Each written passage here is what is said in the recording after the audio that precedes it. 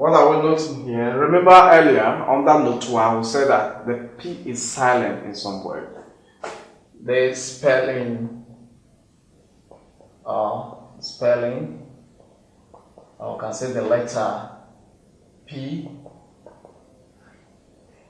is optional in some words.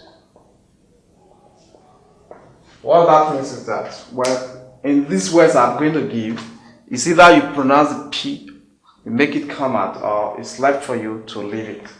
That's optional. So what are these examples? We have empty. We can say empty, and we can also say empty. The P will come out. But it seems, in real practical sense, it's more comfortable to leave it out, empty, instead of trying to have the cluster.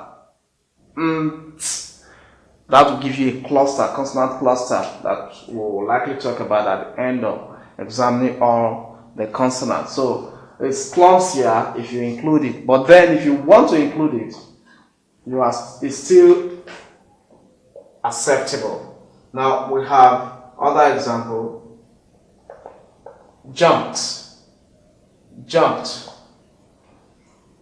It's possible for us to pronounce it without P. Jumped, with the P not coming out. And then we have tempt.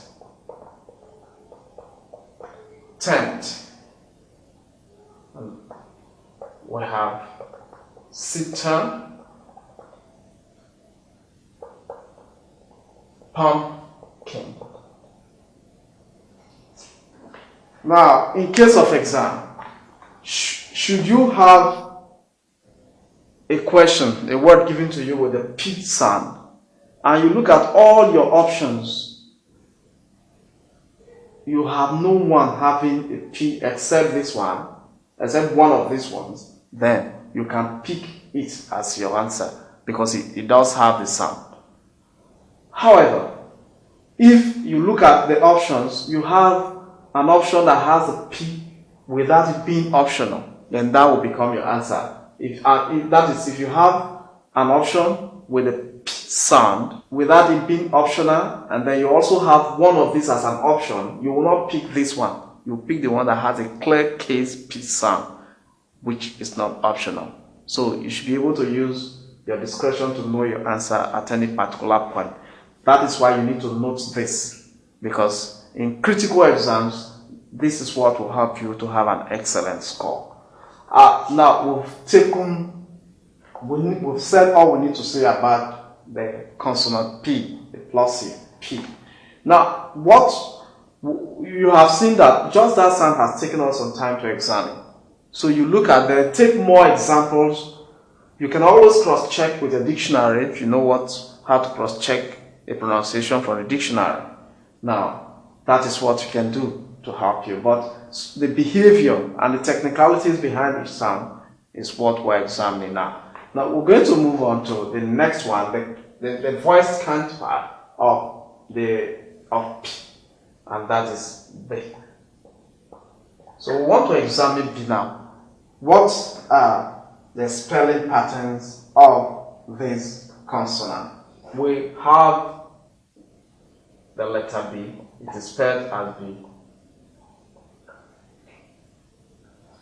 such as in boy, initially, in rebel, medially, and in rogue, finally. We'll have this as examples. There are more we can take. We can take bell, we can take bean, we can take reed, and so on and so forth. Remaining. It's also spelled as BB. But when we do this,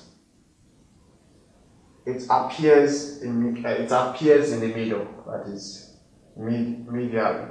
So we can have rabbit. The BB, the spelling BB gives you the best sound. You are not going to have double B.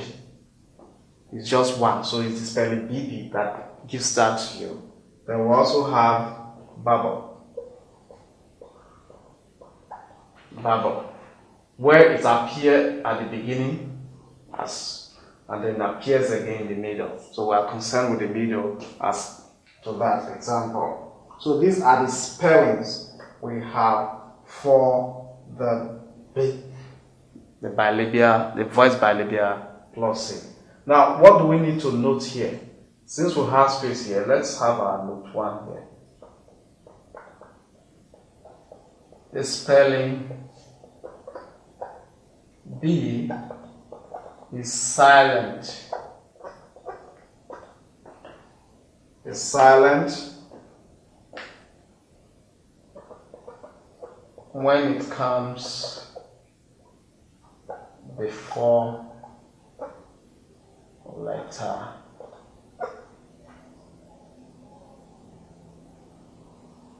T. I hope you can get that. When it comes before letter T. Now, what are the examples? Look at this.